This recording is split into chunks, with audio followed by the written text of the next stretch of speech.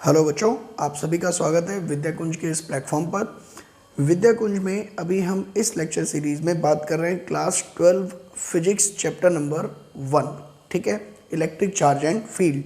इसमें सबसे पहली वीडियो आपकी थी इंट्रोडक्शन वीडियो, जिसमें इस पूरे चैप्टर का ओवरऑल व्यू दिया गया था, उसका क्या वेटेज है डिफरेंट कॉम्पिटिटिव एग्जाम में।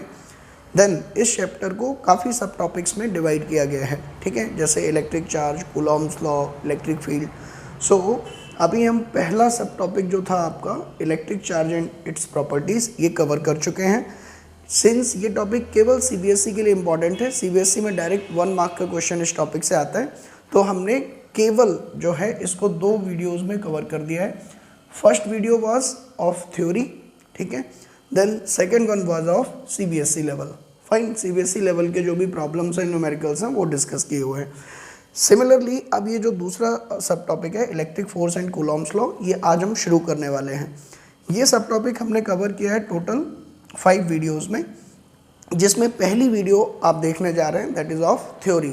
इसमें हम केवल कॉन्सेप्ट, थ्योरी और कुछ लॉजिकल एस्पेक्ट देखेंगे इस टॉपिक के। ठीक है, देन इसके बाद जब आपको थ्योरी और सारी चीज़ें क्लियर हैं, देन आप अपने एम के अकॉर्डिंग नेक्स्ट वीडियो सिलेक्ट कर सकते हैं। जैसे मान लो कोई बच्चा सीबीएसई के लिए इस टॉपिक को प्रिपेयर करना चाहता है, तो कॉन्सेप्ट थ्योरी तो उसको भी पता होनी चाहिए। देन इसके बाद अगर वो सीबीएसई के लिए प्रिपेयर कर रहा है तो सीबीएसई वाली वीडियो देखें। ठीक है, उसमें उसी के according numericals and approach strategies discuss की गई हैं। Fine, so this was the introduction of this video. Now let me take the second slide. चलो, सो अगर हम बात करें, कूलॉम्स ने इलेक्ट्रिकल फोर्स को मेज़र करने की टेक्निक या लॉ दिया। कूलॉम से पहले लोगों को इलेक्ट्रिकल फोर्स के बारे में केवल कितनी जानकारी थी कि ये 2 टाइप का होता है।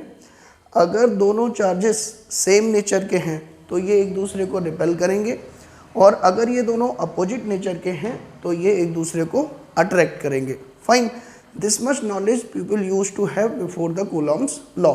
लेकिन बाद में इस चीज़ की डिमांड आई कि सर ये सब चीज़ें ठीक हैं, लेकिन आप ये बताएं कि वैल्यू, मैग्नीट्यूड ऑफ फोर्स कितना होगा, डायरेक्शन कितनी होगी। सो फॉर दैट अगर हम बात करें मैग्नीट्यूड की, तो मैग्नीट्यूड दिया जाता है कूलॉम के लॉ का स्केलर फॉर्म यूज़ करके। फाइन, ऐसे ही कूलॉम्स ने वेक्टर फॉर्म भी डिफाइन किया अपने लॉ का, और उसका यूज़ क्या है, direction of electrical force calculate करना। ठीक है, सो कूलॉम ने इतना सारा काम किया तो कूलॉम के बारे में भी थोड़ा बहुत जानना जरूरी है। So if I talk about Coulomb, तो कूलॉम जो है 70 ईयर के थे जब उनकी डेथ हुई। इन्होंने न केवल इलेक्ट्रोस्टैटिक में बल्कि बाकी और भी बहुत जगह काफ़ी काम किया, लेकिन इसके लिए ये फेमस हो गए कूलॉम्स लॉ के लिए। ठीक है, इन्होंने ये बताया कि मेरा ये जो लॉ है वो पॉइंट चार्जेस के लिए एप्लीकेबल है। ठीक है, पॉइंट चार्ज मतलब अगर हम बात करें, आप पढ़ सकते हैं definition of point charge when the linear size of charged bodies are much smaller than the distance between them। ठीक है, जैसे यहाँ पे समझे ये एक छोटा सा चार्ज है आपके सामने। ठीक है, लेट अस सपोज इसकी वैल्यू है Q1। अब इसकी लीनियर डायमेंशन अगर हम देखें इतनी सी है।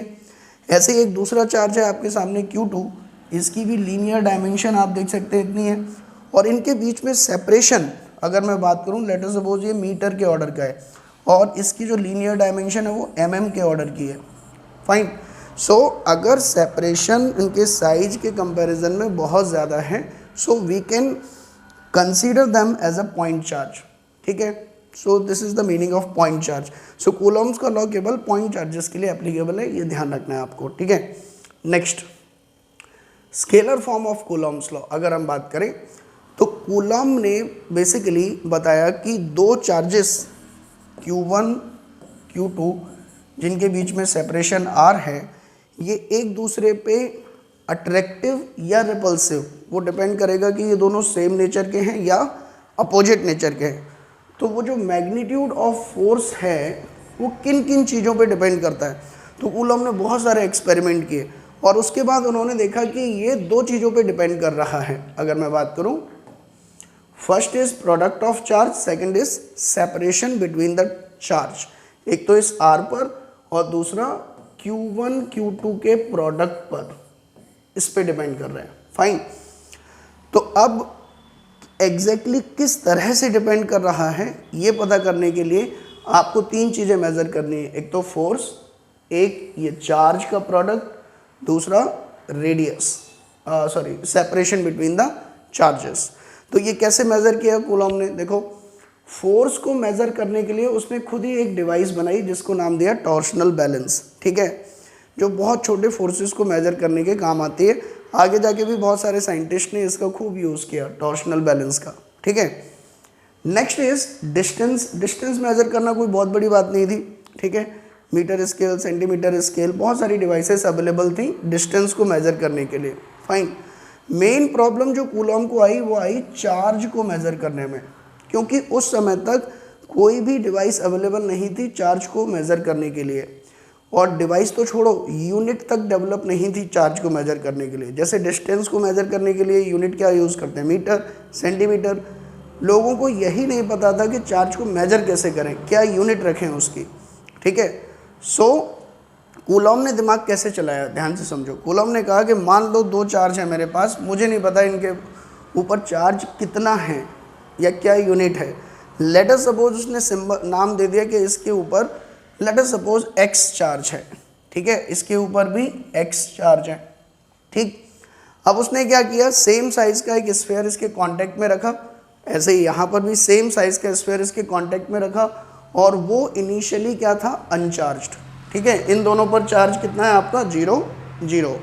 देन कूलॉम ने क्या किया, देखा कि जब मैंने इनको आपस में रखा तो ये जो चार्ज था, बाय कॉमन सेंस उसने सोचा कि अगर दोनों सेम साइज के हैं कंडक्टिंग स्फीयर तो ये चार्ज क्या हो जाएगा, आधा आधा डिवाइड। सो इसके ऊपर कितना आ गया, x/2 and x/2, same air x/2 and x/2।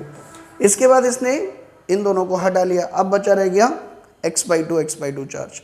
सो अगर स्टार्टिंग केस में ध्यान से देखिए, यहाँ पर प्रोडक्ट कितना था दोनों के बीच में, चार्जेस का प्रोडक्ट अगर मैं कहूँ, so it was Q1 into Q2। और इस टाइम पर जब सेपरेशन R था उसने टॉर्शनल बैलेंस से फोर्स मेजर किया तो वो मिला मुझे F, ठीक। देन कूलॉम ने क्या कहा कि अब इस कंडीशन में सेम सेपरेशन है R, एग्जैक्ट चार्ज दोनों पर कितना है मुझे नहीं पता, लेकिन मुझे ये पता है कि इस पर चार्ज इनिशियल वैल्यू का कितना हो गया है, हाफ, इस पर भी चार्ज इनिशियल वैल्यू का कितना हो गया है, हाफ।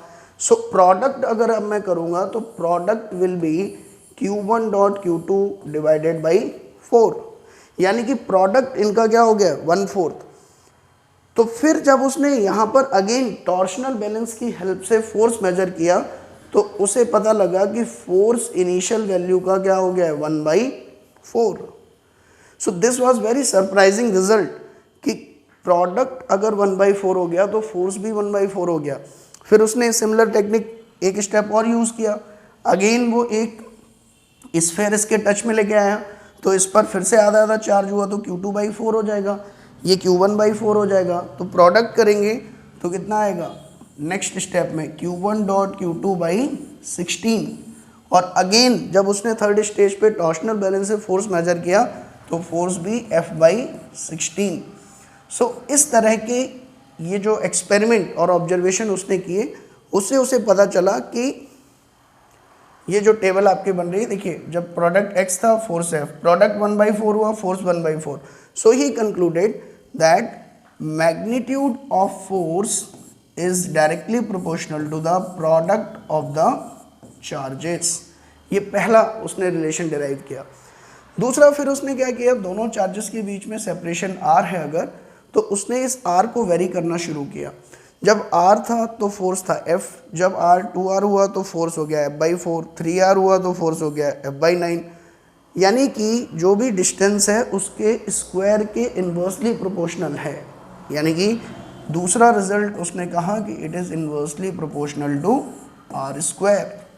सो ये दो रिजल्ट इस तरह से कूलॉम ने ऑब्जर्व किए और इंटरप्रेट किए, फाइन। इन दोनों को जब उसने कंबाइन किया एक इक्वेशन में तो उसको हमने नाम दिया scalar form of Coulomb's law, और वो क्या बन गया आपका, magnitude of F is magnitude of Q1 Q2 by R²।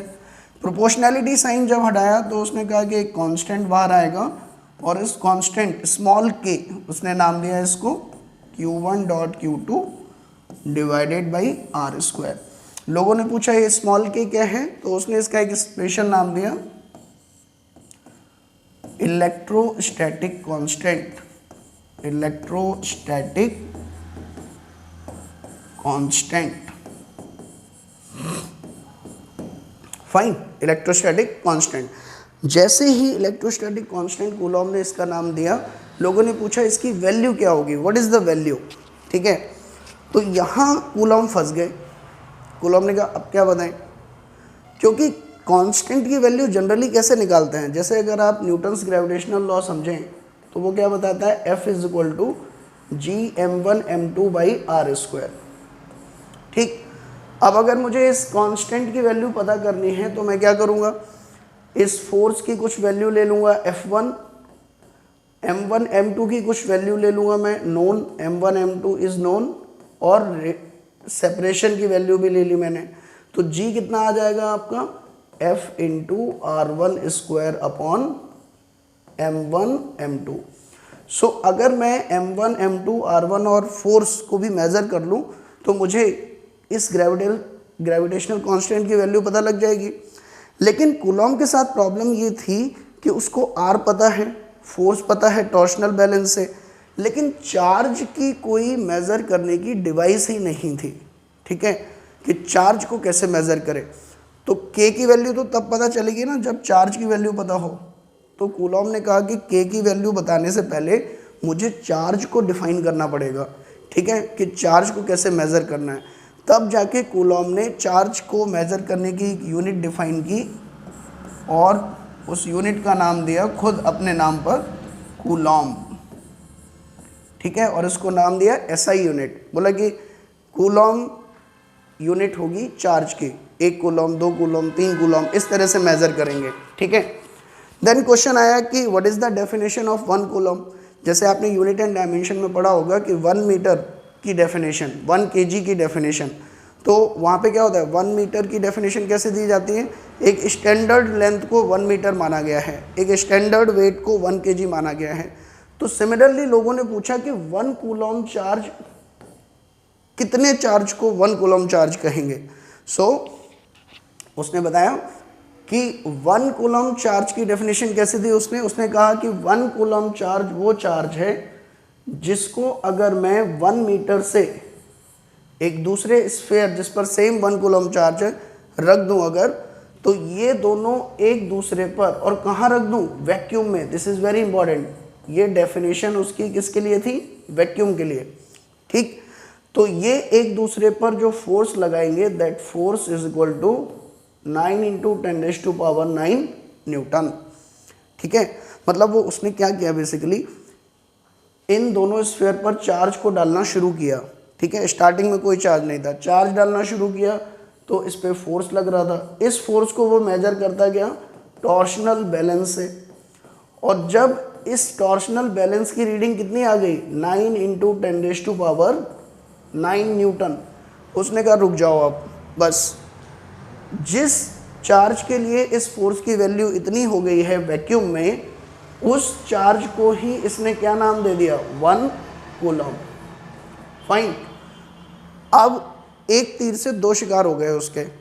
उसने कह दिया ये हो गया 1 कूलॉम की डेफिनेशन। अब पूछो तो मेरे से इलेक्ट्रोस्टैटिक कांस्टेंट की वैल्यू क्या होती है। तो उसने कहा इलेक्ट्रोस्टैटिक कांस्टेंट की वैल्यू निकालनी है तो मैं अपना फॉर्मूला यूज़ करूँगा जिसके according magnitude of force is equal to small k Q1 Q2 by r²। अब उसने क्या किया, Q1 Q2 की जगह 1 कूलॉम रखा, 1 कूलॉम इंटू 1 कूलॉम, और R की जगह रखा 1 मीटर स्क्वायर। और by the definition of 1 Coulomb he said कि ये जो फोर्स होगा वो किसके इक्वल होगा आपका, 9 इंटू 10⁹ फाइन। सो अब यहाँ से उसने कहा I can calculate the value of k। So value of k came out 9 into 10⁹ newton into metre square divided by coulomb का square. This is the value of k. Fine. और एक और बहुत इंपॉर्टेंट चीज़ कि ये जो 1 कूलॉम की definition थी वो वैक्यूम के लिए थी, यानी कि वैक्यूम में जब 1 कूलॉम 1 मीटर पे सेपरेट होंगे तब इतना फोर्स होगा। ठीक है। So now we can say that the value of this K will depend on 2 parameter. ठीक है। इलेक्ट्रोस्टैटिक कांस्टेंट की वैल्यू आपकी 2 चीज़ों पे डिपेंड करेगी, एक तो मीडियम पर, दूसरा आपने कौन सी सिस्टम ऑफ यूनिट यूज़ की हुई है। सो इस तरह से कूलॉम ने एक ही चीज़ को डिफाइन करके, 1 कूलॉम चार्ज को डिफाइन करके इलेक्ट्रोस्टैटिक कांस्टेंट की वैल्यू वाली प्रॉब्लम भी शॉर्ट आउट कर ली। ठीक है। So now let me take another parameter that is permittivity. ये क्या होती है? देखो, जब लोगों को ये पता चल गया कि स्मॉल के की वैल्यू मीडियम पे डिपेंड कर रही है, ठीक है, ये भी कैसे पता चला लोगों को? कूलॉम ने तो केवल वैक्यूम में परफॉर्म किया। लोगों ने कहा कि मान लो ये चार्ज है Q1 Q2 और ये R डिस्टेंस पे रखा है वैक्यूम में, तो इसके बीच में फोर्स आना चाहिए था आपका 9 इंटू 10⁹ इंटू, मान लो दोनों की वैल्यू ले ली 1 कूलॉम, तो 1 Coulomb into Coulomb divided by distance भी 1 मीटर, तो यहाँ पे आ गया 1 मीटर स्क्वायर, तो फोर्स की वैल्यू आ गई 9 इंटू 10⁹ न्यूटन। फाइन। ये वैक्यूम में था। अगर इन्हीं चार्जेस को एज इट इज़ हम किसी दूसरे मीडियम में ले जाएं सेम सेपरेशन पर, तो अगर मेरा इलेक्ट्रोस्टैटिक कांस्टेंट मीडियम पे डिपेंड नहीं करता तो इस मीडियम में भी फोर्स की वैल्यू आपकी कितनी आनी चाहिए थी? Small K into 1 coulomb divided by 1 metre का स्क्वायर। सो अगर इसमें भी के की वैल्यू यही रहेगी तो फोर्स कितना आना चाहिए था? 9 इंटू 10⁹ न्यूटन। लेकिन ये देखा गया कि इसमें जो फोर्स निकल के आया वो लेस देन था 9 इंटू 10⁹ न्यूटन से। इसका मतलब क्या हुआ कि इसमें जो स्मॉल के है उसकी वैल्यू क्या हो गई है? डिक्रीज। इलेक्ट्रोस्टैटिक कांस्टेंट की वैल्यू डिक्रीज हो गई। सो हम कह सकते हैं कि स्मॉल के आपका मीडियम पे डिपेंड करता है। ठीक है। तो फिर लोगों ने इसको डिफाइन किया एक और नए मेथड से, that is small K is equal to 1/4 pi epsilon. ठीक है। Now this epsilon is called permittivity of the medium, epsilon m, permittivity of medium. Vacuum के लिए इसको हम एक स्पेशल सिंबल से डिनोट करते हैं and that is epsilon not. So for vacuum, I can say the value of K is 9 into 10⁹ Newton meter square upon Coulomb ka square. So when I will put this expression 1/4 pi epsilon naught. So from this we can say epsilon naught will be equal to 8.85 into 10⁻⁻15, or we can say -12. It will come out -12 Coulomb square upon Newton meter square. So this is the value of epsilon naught in case of vacuum. ठीक है। सो आपको एक तो ये parameter ध्यान रखना, this is very important. के की वैल्यू वैक्यूम में, दिस इज वेरी इंपॉर्टेंट। ठीक। सो अगर मैं कहूँ कि कूलॉम्स लॉ अब क्या बन गया? Magnitude of force is equal to 1/4 pi epsilon m Q1 Q2 divided by R square. So ये फॉर्मेट हमारे पास आ गया। ठीक है। Now let me take another parameter, relative permittivity and dielectric constant of a medium. These are also very important. दो both are same, दोनों का ही वैल्यू अगर हम कहें सेम है, दोनों ही एक चीज़ है, बस उनको लिखने के तरीके बदल गए हैं। ठीक है। Now let me discuss with this example. मान लो ये दो चार्जेस हैं वैक्यूम में और इनके बीच में फोर्स कितना होगा? अगर हम अभी बात करें 1/4 पाई एप्सिलॉन नॉट, परमिटिविटी किसकी? वैक्यूम की, तो हमने लिख दिया epsilon naught into Q1 dot Q2 divided by R square. Separation कितना है इसका इसमें आर। ऐसे ही अगर हम बात करें यहाँ पर तो मीडियम में जो फोर्स होगा वो कितना होगा 1/4 पाई एप्सिलॉन एम। इस मीडियम की परमिटिविटी कितनी है आपकी epsilon M, that is Q1 dot Q2 divided by R square. This is your equation number 2। अब अगर हम इन दोनों फोर्सेस का रेशियो ले लें, ठीक है, ratio of these two force, तो we will get F V upon F M. And F V upon F M करेंगे तो Q1 बाई Q2 से Q1 by Q2 cancel, R square cancel, 1/4 pi से 1/4 pi cancel. So the ratio will become epsilon M upon epsilon naught. Fine. Now this ratio is known as relative permittivity of the medium, relative permittivity of the medium. Fine. अगर इस medium की relative permittivity निकालनी है तो vacuum की permittivity और इस medium की परमिटिविटी, इन दोनों का आपको क्या लेना है ratio, that will give you relative permittivity of the medium.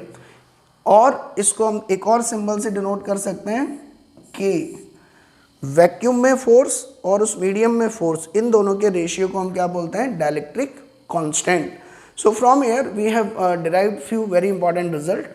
पहला अगर हम बात करें कि epsilon M upon epsilon naught is equal to epsilon R, so I can say permittivity of any medium is equal to permittivity of vacuum multiplied by relative permittivity of that medium. This is very important.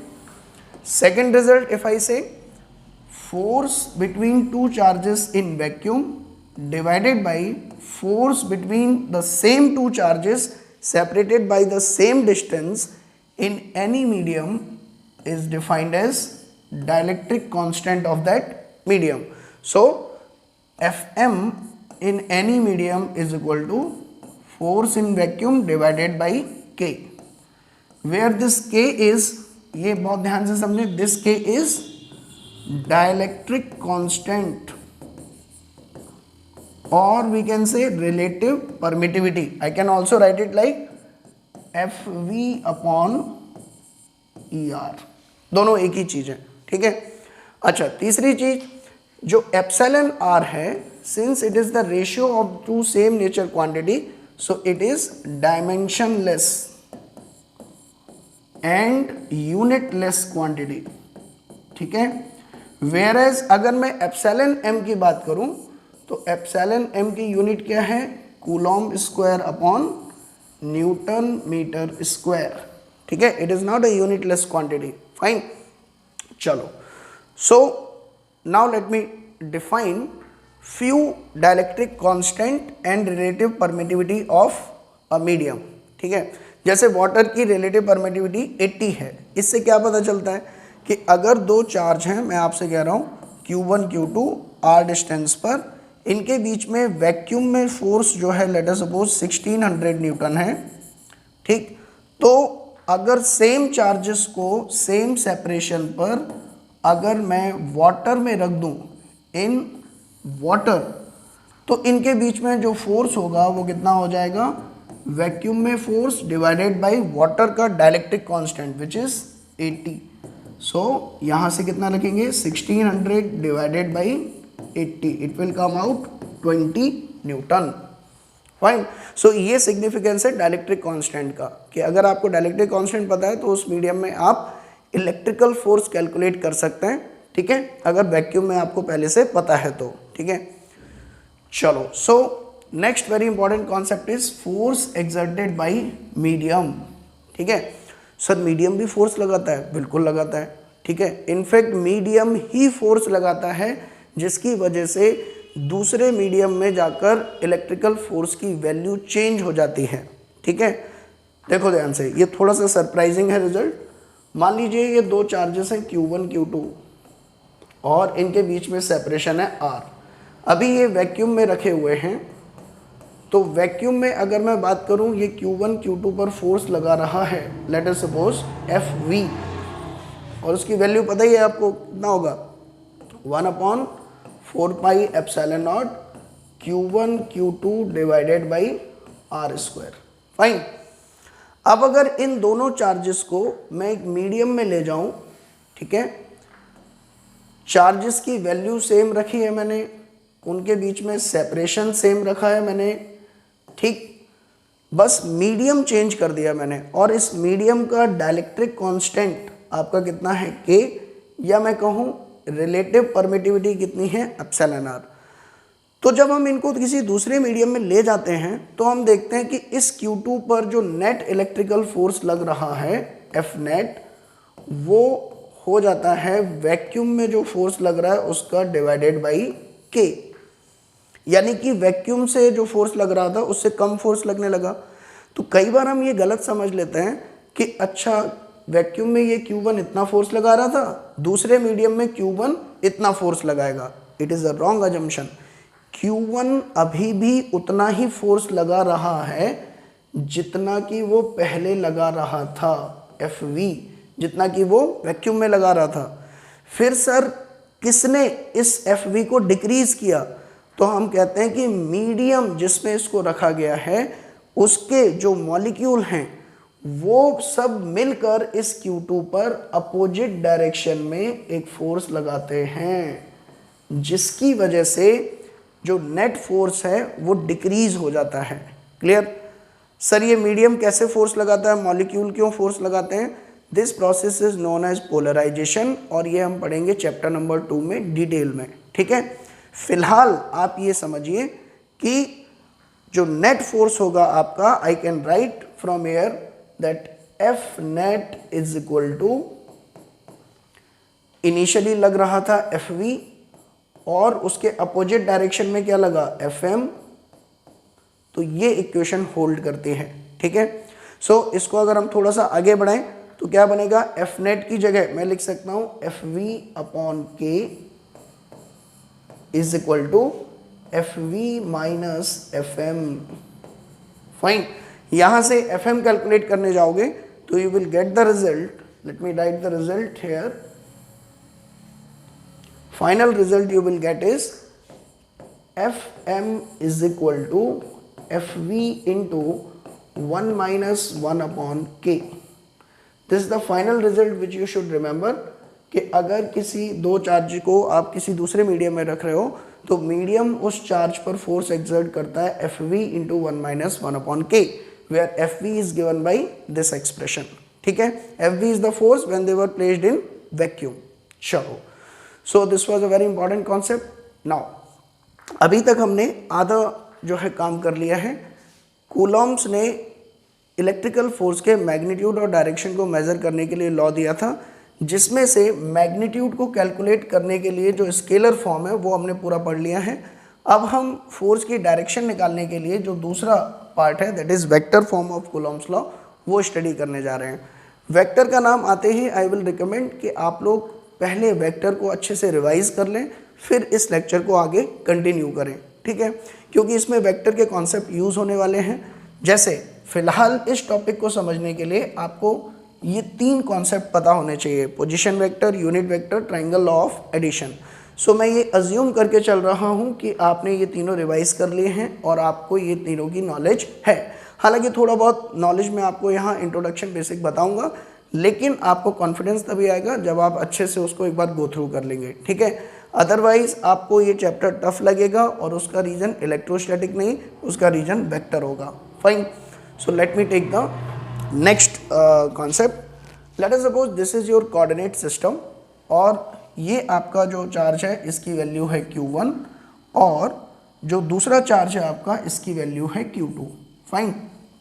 अब सबसे पहले हम draw करेंगे, हम चाहते हैं Q1 Q2 एक दूसरे पे कितना फोर्स लगा रहे हैं ये निकालना चाहते हैं वेक्टर फॉर्म में, ठीक है, मतलब फोर्स का वेक्टर फॉर्म निकालना चाहते हैं। सो सबसे पहला मेथड होता है कि Q1 का पोजीशन वेक्टर ड्रॉ करो। पोजीशन वेक्टर क्या होता है? It is a vector from origin to that particular point. So ये हो गया आपका Q1 का पोजीशन वेक्टर। ऐसे ही Q2 का पोजीशन वेक्टर अगर मैं कहूँ तो ये हो गया आपका Q2 का पोजीशन वेक्टर, ठीक। एक और वेक्टर हम ड्रॉ करते हैं Q1 से Q2 की तरफ, ठीक है। सो ये हमने ड्रॉ कर दिया। सर इसमें डायरेक्शन तो बताई नहीं है आपने। Now direction of this vector joining Q1 and Q2 depends on कि आपसे क्वेश्चन में पूछा क्या गया है। अगर आपसे क्वेश्चन में पूछा गया है what is the force exerted bye Q1 on Q2, ठीक है, तो फिर आप ये डायरेक्शन बनाएंगे लाइक दिस, Q1 से Q2 की तरफ, ठीक है, और इस फोर्स को डिनोट करेंगे लाइक दिस, और इसका नाम होगा force on two due to 1, ठीक है। तो ये सिंबॉलिक रिप्रेजेंटेशन आपको पता होना चाहिए। इस वेक्टर का नाम देंगे हम R21, fine.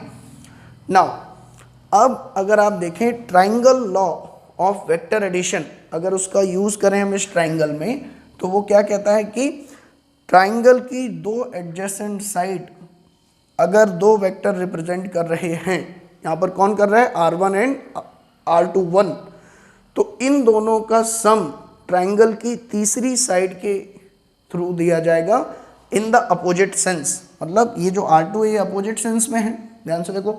So I can write R2 vector is equal to R1 vector plus R21 vector. So from here I can say R21 vector is equal to R2 vector minus R1 vector, ठीक है। R21 पता चल गया।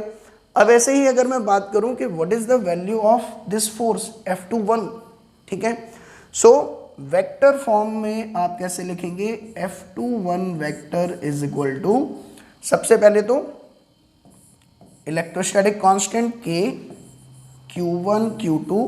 अब यहाँ पर आपको product नहीं, मैग्नीट्यूड नहीं लेना है, ठीक है, आपको ये चार्ज विथ पोलैरिटी इसमें पुट करने हैं। मतलब अगर ये +2 कूलम है तो यहाँ +2 लिखेंगे, और ये माइनस में है तो यहाँ -2 लिखेंगे, ठीक है। सो ये डिफरेंस है पहला जो आपको याद रखना है, डिवाइडेड बाई, अब इन दोनों के बीच में सेपरेशन कितना है, इस डिस्टेंस के इक्वल, और ये डिस्टेंस किसके इक्वल है, इस वेक्टर के मैग्नीट्यूड के इक्वल, ठीक है। So I can say magnitude of R21 vector। अब ये तो हो गया मैग्नीट्यूड, ठीक है। डायरेक्शन कैसे डिनोट करेंगे, डायरेक्शन वेक्टर में डिनोट करते हैं हम यूनिट वेक्टर से। सो इस डायरेक्शन में है फोर्स F21, तो इस डायरेक्शन में यूनिट वेक्टर हम ड्रॉ करेंगे, ठीक है। सो इस डायरेक्शन में यूनिट वेक्टर अगर मैं कहूँ तो R21 वेक्टर भी इसी डायरेक्शन में है। So I can write R21 cap, ठीक है। सो R21 कैप को we know that we can write like this, R21 cap is equal to R21 vector divided by magnitude of R21, fine. अब ये knowledge आपको होनी चाहिए, ठीक है, इसीलिए कह रहा हूँ रिवाइज करके आए।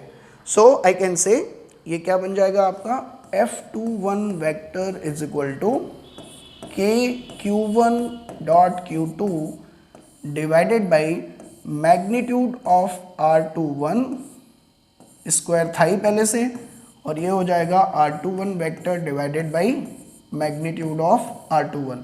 सो finally I can say this will become F21 vector is equal to KQ1 dot Q2 divided by magnitude of R21 cube into R21 vector को अब हम लिख सकते हैं R2 vector minus R1 vector, fine.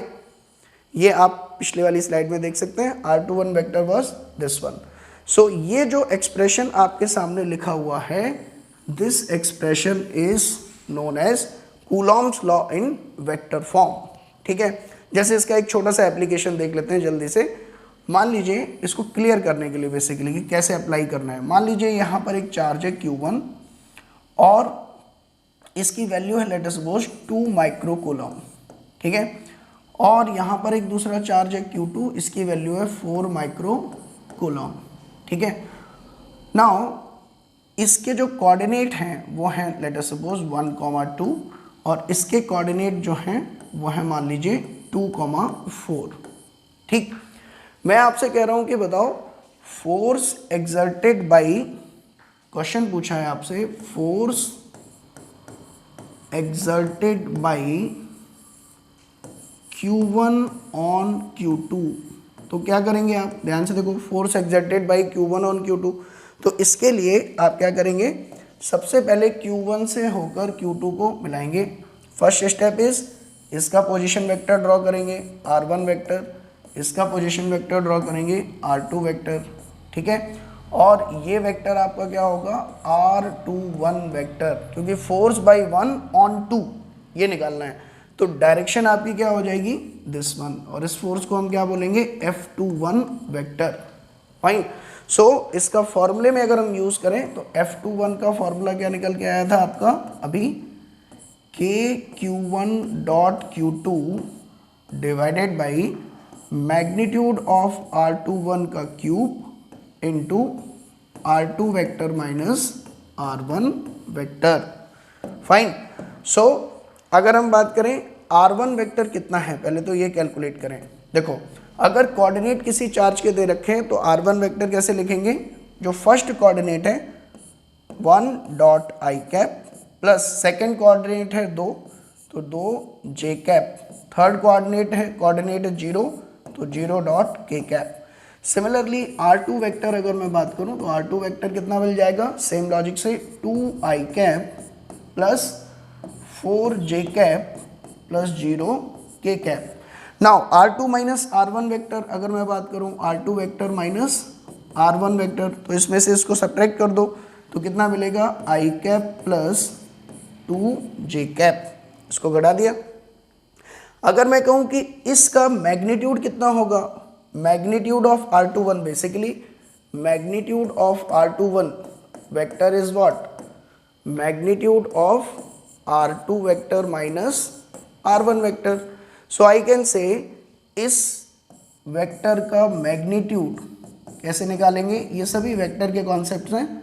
अगर कोई वेक्टर इस form में दे रखा है तो उसका मैग्नीट्यूड कैसे निकालते हैं, रूट अंडर आई कैप का कॉफिशिएंट का square that is 1 square plus j cap के कॉफिशिएंट का square that is 2 square plus k cap के कॉफिशिएंट का square that is 0 square. So it will come out root under 5। Fine. अब ये सारी value आप उठा के इस एक्सप्रेशन में रख देंगे। फाइन। तो इसमें जब आप वैल्यू पुट करेंगे सो के की जगह, now let me rough the board a bit, space हो जाएगा उसमें, let me rough this now, इसका भी कोई यूज नहीं है। देखिए यहाँ पे हम इसको थोड़ा सा सॉल्व कर लेते हैं आगे।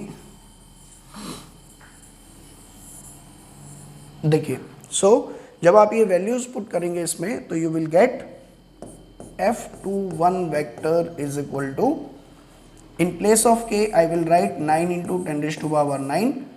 Q1 कितना था 2 माइक्रोकूलम, Q2 कितना था 4 माइक्रोकूलम, ठीक है, into R2 vector minus R1 vector, ये किसके इक्वल आया था आपका I cap plus 2 J cap divided by magnitude of R21 का क्यूब, वो कितना आया था √5, सो √5 का क्यूब। सो ये कैलकुलेशन है। Now you can manage the calculation, बाकी this is your answer. Fine. This is the value of force in vector form. Fine. So इस तरह से मैं अप्लाई करना है वेक्टर फॉर्म का, ठीक है। नाउ लेट मी कैलकुलेट अनदर थिंग। पहले हमने कैलकुलेट किया force by Q1 on Q2, अब हम कैलकुलेट कर रहे हैं force exerted by Q2 on Q1, ठीक है। सो ये आपका हो गया R1 वेक्टर, ये आपका था Q1, ये Q2 और ये R2 वेक्टर। तो अगर आपसे क्वेश्चन में पूछा है force exerted by Q2 on Q1, तो इस वेक्टर को आप Q2 से Q1 की तरफ मार्क करोगे, ठीक है, और जो फोर्स होगा इसका नाम दोगे force on 1/2, so I will write F12. Fine. So by similar logic now I can say that this vector will be R12 vector and R12 vector is equal to R1 vector minus R2 vector। ये चीज आई triangle law से, और force को जब आप लिखोगे F12 vector is equal to, it will be KQ1 Q2 divided by magnitude of R1 vector minus R2 vector का cube into r1 vector minus r2 vector, this is your equation number 2, ठीक है। So we can say this is force exerted by 2 on 1, और पहले हमने calculate किया था force by 1 on 2, Q1 Q2 पे लगा रहा है, Q2 Q1 पे लगा रहा है। अब कूलॉम्स लॉ के बाद लोगों ने कहा कि न्यूटन के लॉ के अकॉर्डिंग एक बॉडी दूसरी बॉडी पे जितना फोर्स लगाती है उसके इक्वल एंड अपोजिट फोर्स दूसरी बॉडी लगाएगी पहली वाली बॉडी पर। तो क्या कूलॉम का लॉ न्यूटन के लॉ को ओबे कर रहा है, लोगों ने पूछा।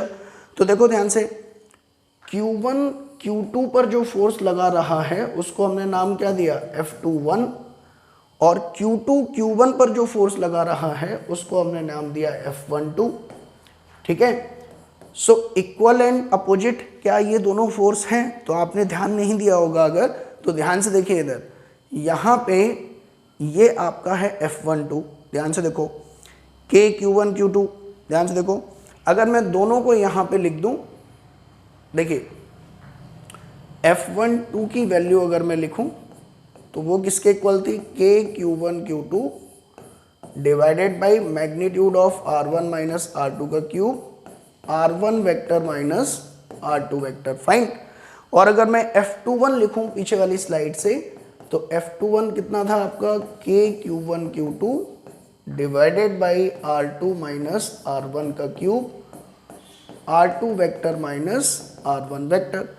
So from these two expression you can find that F12 vector is equal to the negative of F21 vector, which is as per the Newton's third law. So we can say that Coulomb's law obey Newton's third law, ठीक है। So this is very important. Now next is electrical force due to multiple charges, ठीक है। अभी तो केवल कितने force consider कर रहे थे हम, केवल 2, ठीक है। और उन दोनों के बीच में फोर्स किससे हम दे रहे थे, कूलॉम्स लॉ से। जैसे ये आपका Q1 है, ये Q2 है, और इनके बीच में सेपरेशन है R, तो इनके बीच में इस Q2 पर नेट फोर्स इस Q1 की वजह से किससे दे रहे थे हम, कूलॉम्स लॉ से, ठीक है। लेकिन अगर इस Q2 के पास में एक और चार्ज आ जाए, लेट अस सपोज Q3, ठीक है, तो फिर इस Q2 पर कितना फोर्स लगेगा, this is the question. Net force कितना लगेगा Q2 पर, ठीक है, अगर Q3 और Q1 दोनों पास में रखे हो, ठीक है। सो अगर हम बात करें कि नॉर्मल इंसानों के केस में, ठीक है, अगर हम ह्यूमंस के केस में बात करें तो जरा सोच के बताओ, this is not very much trivial thing, है ना। जैसे मैं आपसे कहूँ कि मान लो, इसको ऐसे समझो आप कि ये आप खड़े हैं, ठीक, और यहाँ पर एक बहुत बड़ा आदमी खड़ा है, ठीक है, ध्यान समझना। आपकी इससे लड़ाई हो गई और आप अकेले चले गए लड़ने, तो ये आदमी क्या करेगा, आपको देखेगा, बोलेगा अच्छा तुम लड़ने आए हो, ठीक है, और आप में 2 थप्पड़ देगा और इतनी तेज से लात मारेगा कि आप दूर गिरोगे जाके, ठीक है। मतलब इसका आपके साथ बिहेवियर बहुत वायलेंट रहेगा, ठीक है। लेकिन वहीं पर अगर ये देख ले कि आपके पिताजी या आपका कोई बड़ा बॉडी बिल्डर दोस्त पीछे खड़ा है आपके, तो फिर इसकी हिम्मत नहीं होगी कि आप में हाथ लगाए, ठीक है ना। यानी कि इस आदमी का आपके साथ बिहेवियर आपके सराउंडिंग में कौन है या कौन नहीं है उस पर डिपेंड कर रहा है। लेकिन चार्जेस के साथ ऐसा नहीं होता, ठीक है। चार्ज में बेशक यहाँ पे कितना बड़ा चार्ज रखा रहता Q2 और यहाँ कितना भी छोटा चार्ज रखा रहे Q1, ठीक है, कितना भी छोटा चार्ज यहाँ पे हो Q1, ये Q2 इस Q1 पर मान लो अगर फोर्स लगा रहा है अकेले में F1, तो बेशक इस Q1 के पास में कितने भी चार्ज रखे हों, आसपास कुछ भी होता रहे, ये चार्ज हमेशा इस Q1 पर F1 फोर्स ही लगाएगा, बशर्ते इन दोनों का सेपरेशन चेंज ना हो और दोनों पे चार्ज की वैल्यू चेंज ना हो। मतलब Q2 का Q1 के साथ बिहेवियर उसकी सराउंडिंग पे डिपेंड नहीं करता। दिस इज वेरी इंपॉर्टेंट, ठीक है। So using this principle we can say, ध्यान से देखें, मान लीजिए यहाँ पे एक चार्ज है जिसकी वैल्यू है आपकी Q1, फाइन। दूसरा इसका जो पोजीशन वेक्टर है वो हो गया R1 vector. Then we have taken another charge Q2 और उसका पोजीशन वेक्टर R2 वेक्टर, ठीक है। अब इस Q2 की वजह से Q1 पर फोर्स कितना लग रहा है? This force is force on 1 due to 2, ठीक है। So we will write F12। अब अगर मैं इसके पास में एक दूसरा चार्ज रख दूं, ठीक है, Q3, और इसका पोजीशन वेक्टर है R3 वेक्टर, तो ध्यान से समझें, क्या F12 चेंज हो जाएगा? दोनों का सेपरेशन सेम है, वैल्यू ऑफ चार्ज सेम है, ये फिक्स कर रखे हैं हमने। तो अगर सेपरेशन और चार्ज फिक्स हैं तो F12 चेंज नहीं होगा, बेशक यहाँ पर पास में आपने कुछ भी रख दिया हो, ठीक है। So now the force by Q3 on Q1 if I say that will be equal to force on 1 due to 3, ठीक है। So these are the two forces which are acting on this charge Q1। So resultant force on Q1, अगर मैं आपसे कहूं resultant force on Q1 net force अगर मैं कहूं तो वो क्या होगा? इन दोनों फोर्सेस का वेक्टर सम, ठीक है। This is known as principle of superposition, ठीक है। प्रिंसिपल ऑफ सुपरपोजिशन क्या कहता है कि एक तो चार्ज का एक दूसरे के साथ बिहेवियर आसपास सराउंडिंग पे डिपेंड नहीं करता, दूसरा किसी भी चार्ज पर नेट फोर्स उसके आसपास रखे सभी चार्जेस की वजह से फोर्सेस के वेक्टर सम के इक्वल होता है, ठीक है। सो इन दोनों का जो रिजल्टेंट फोर्स आएगा वो समवेयर अराउंड बीच से कहीं यहाँ जाएगा, ठीक है। So let me dictate the principle. Experimentally it is verified that force on any charge due to a number of other charges is the vector sum of all the forces on that charge due to the other charges. Taken? Clear? Now this is also very important. The individual forces are unaffected due to the presence of other charges. This principle, this termed as principle of superposition. Fine. I hope this is clear to you. Now the last slide of this lecture, limitations of Coulomb's law, ठीक है। Coulomb ने ठीक है बता दिया magnitude कितना होगा electrical force का, डायरेक्शन कितनी होगी इलेक्ट्रिकल फोर्सेस की, लेकिन फिर भी कुछ कमियां रह गई जो कूलॉम लॉ एक्सप्लेन नहीं कर पाया। जैसे पहली अगर हम बात करें इसकी limitation, it is applicable only for point charges.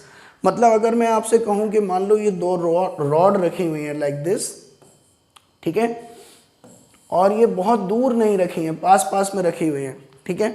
मतलब इनकी जो लीनियर डायमेंशन है और इनके बीच में जो सेपरेशन है वो कंपैरेबल है, तो हम इनको पॉइंट चार्ज नहीं मान सकते।